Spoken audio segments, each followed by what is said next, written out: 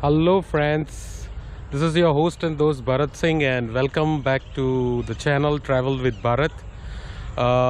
बस आज मेरी श्रीलंका जो एक्चुअली सीरीज़ है ऑलमोस्ट ख़त्म हो गई है। ये मेरा लास्ट वीडियो है तो सोचा आप लोगों से बात कर लूँ और थोड़ा घूम भी लूँ। तो अभी मैं पार्क में आया हूँ, तो पार्क में आके मैंने सोचा थोड़ा जॉगिंग वगैरह कर लेता हूँ, थोड़ा घूम लेता हूँ और आप लोगों से बात भी कर लेता हूँ।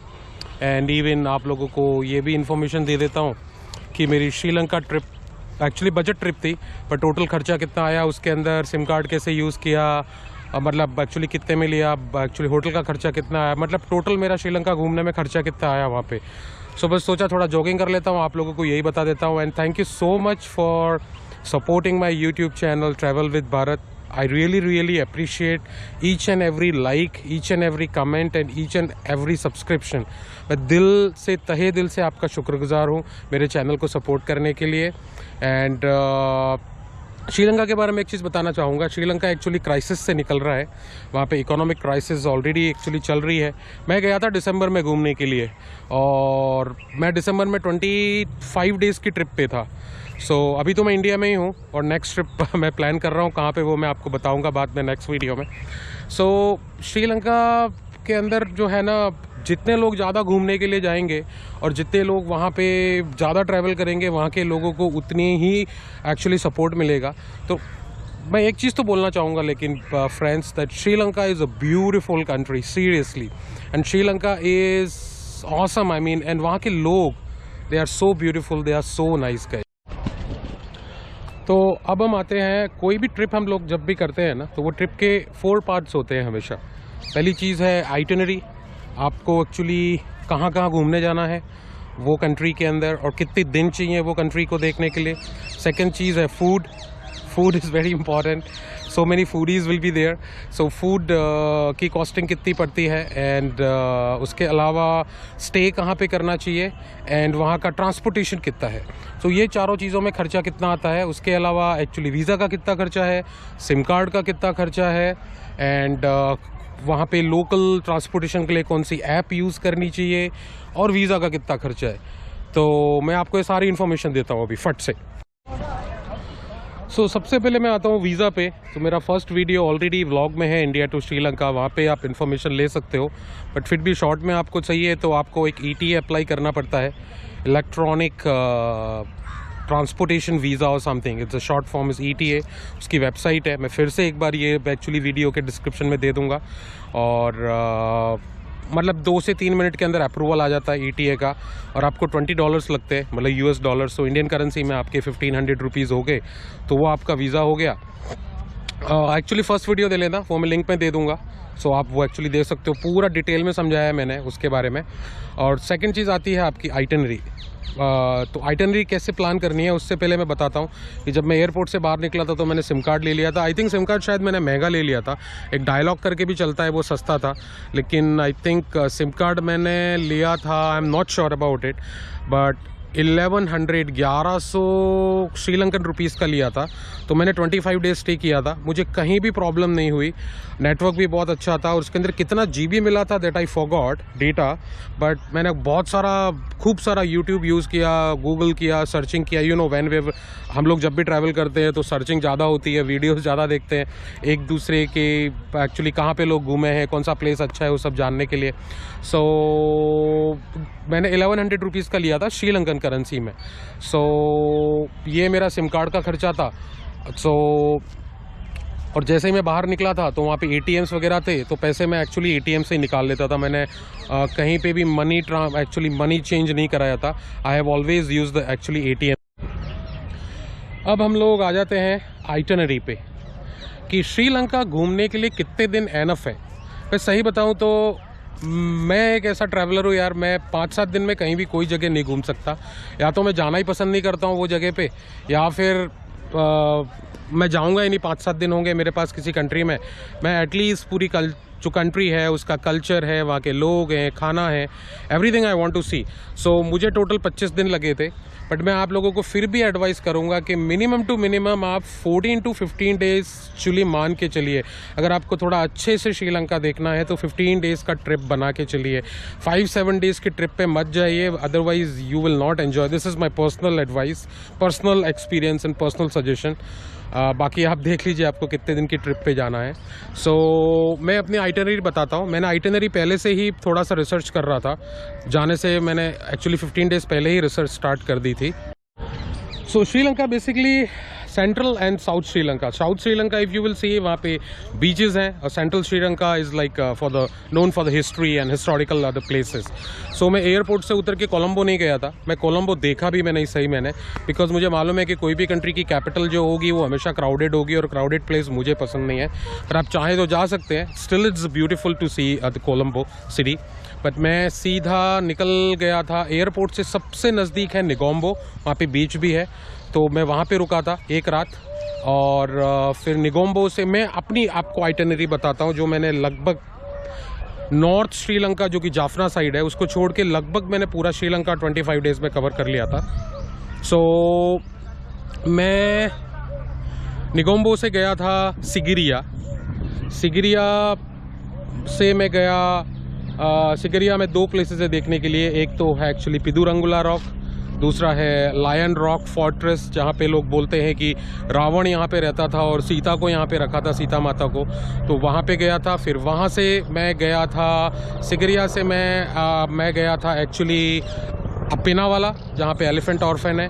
फिर अपिनावाला से मैं गया था कैंडी से मैं गया था एला is a beautiful town. It's a hill station, जैसे अपना मनाली शिमला है ना, उससे बहुत ज़्यादा खूबसूरत है। मनाली शिमला काफ़ी क्राउडेड हो गए हैं, बट एला is a very very less crowded and very very beautiful. बारिश बहुत होती रहती है एला में, तो हमेशा अपना रेन कोट लेके जाइएगा, और अम्ब्रेला भी होना चाहिए आपके पास में। एला में मैं रुका था एक्चुअली 3 दिन, मुझे बहुत अच्छा लग गया एला यार।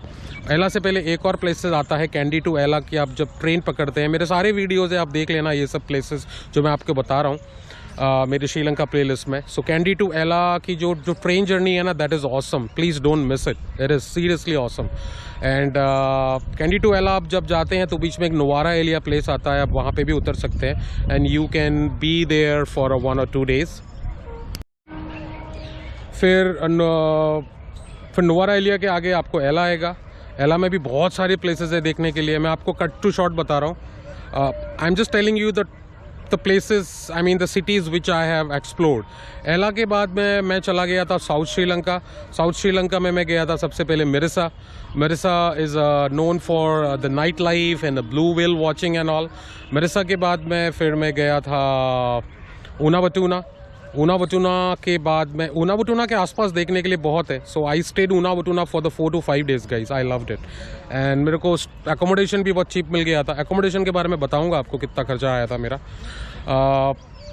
फिर ऊनावतुना से मैं आगे चला गया था क्या कहते हैं, गॉल से आगे फिर मैं चला गया था आकुराला बीच से फिर मैं बूजा से कोलंबो आया। इस चीज़ में मेरे 25 डेज़ एक्चुअली ख़त्म हो गए। ये मेरी आइटनरी थी। मैं बोलूँगा कि एटलीस्ट 15 डेज़ तो आप पकड़ के चलिए अगर आपको श्रीलंका घूमना है। आप 5-7 दिन में नहीं घूम सकते हो यार, वो नहीं मज़ा आएगा आपको, फिर वो थक भी जाओगे and all. 15 days is must. I have completed in 25 days and थोड़ा रिलैक्स करते हुए, गांव देखते हुए, लोगों से मिलते हुए, and I enjoyed a lot man, seriously. अब सोचोगे यार ये बंदा तो खर्चा ही नहीं बता रहा, टोटल खर्चा कितना हुआ था।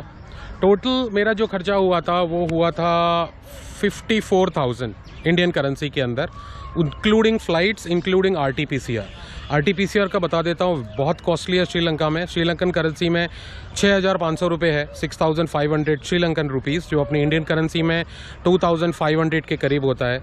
एंड एक दिन के अंदर RT-PCR मिलता है वहाँ पे 1 डे में।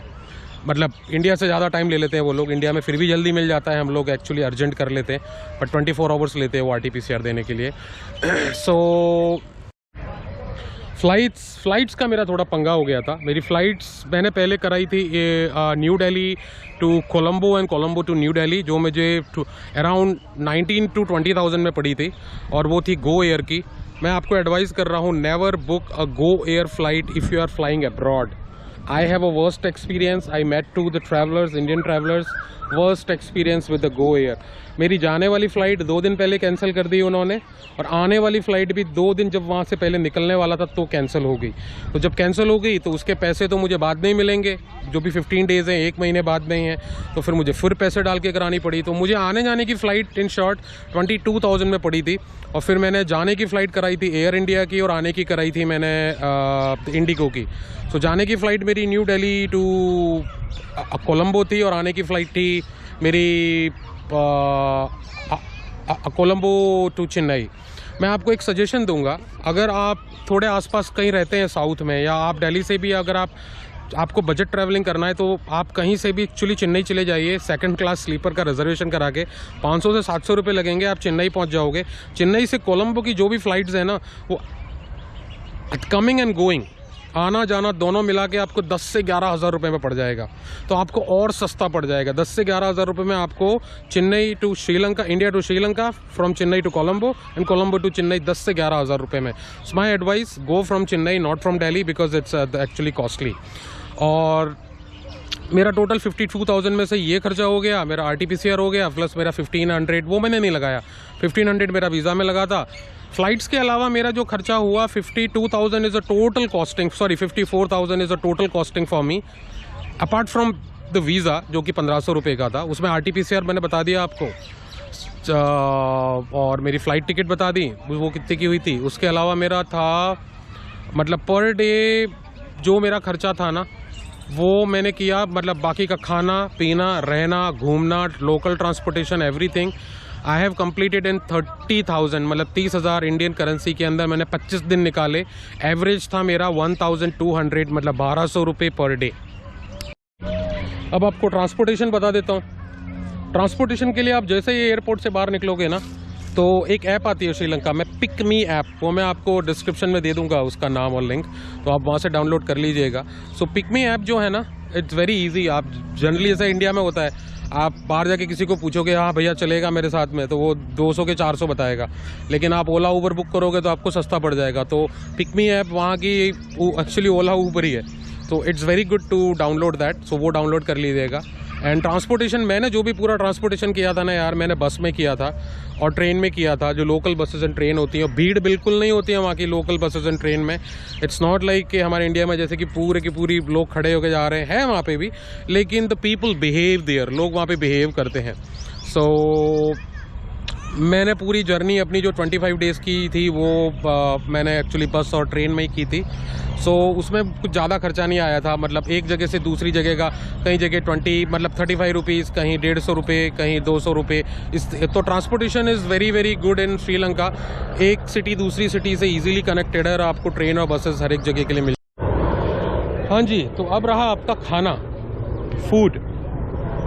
आई एम अ फूडी गाई है। सो मैं सही बताऊँ तो मुझे श्रीलंका का खाना इतना अच्छा नहीं लगा,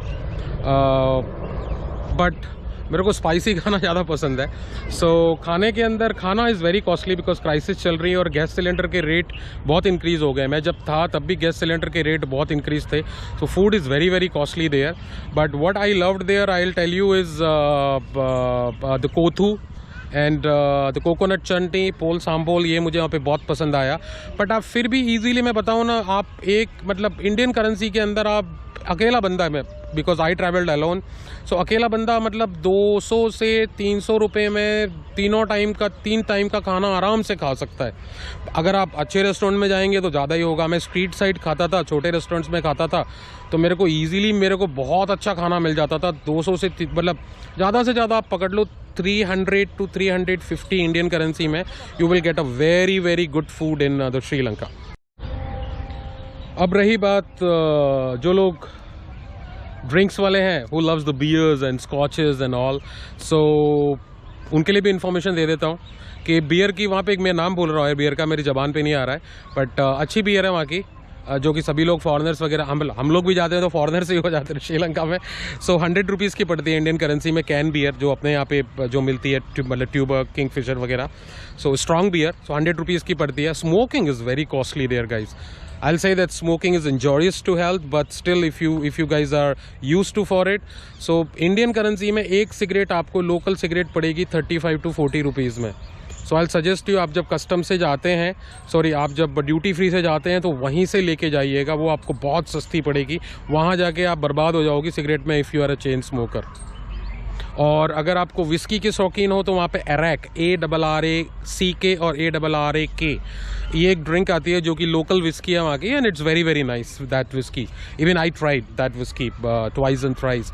generally I use to have the beers, not every day, I am not every day guy, but जैसे कभी एक्चुअली फ्रेंड्स वगैरह मिल गए या कुछ हुआ तो I mean the beer is good at the 100 rupees one.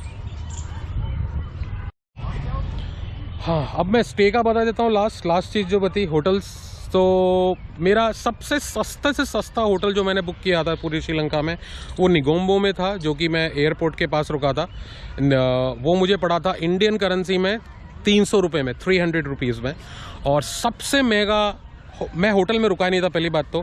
I always use the home stage, because home stage में खाना भी अच्छा मिल जाता है और आपको कुछ तकलीफ नहीं होती है। So I don't like the hotels, either I like backpackers hostels और I like the homestays. So मैं हॉस्टल्स में नहीं रुका था वहाँ पे, बिकॉज हॉस्टल्स का और दोनों होम स्टेज़ का रेट मुझे सेम आ रहा था।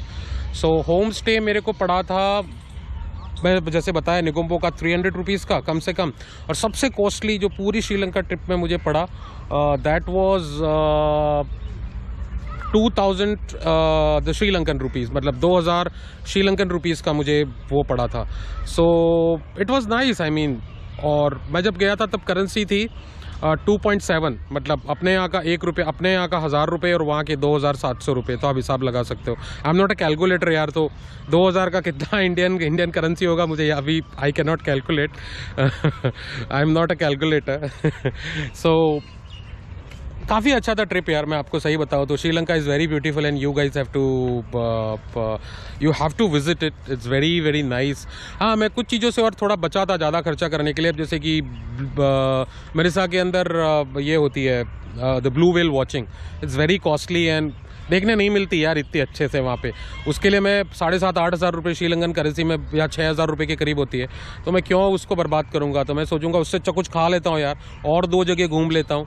और कुछ 2-3 जगह हैं जो आपको नाम बता देता हूँ। मेरे तो पास 25 डेज थे, अगर आपके पास 1 महीना हो, you can go even in to south to the Hiriketiya beach, to क्या कहते हैं, बेंतोता बीच।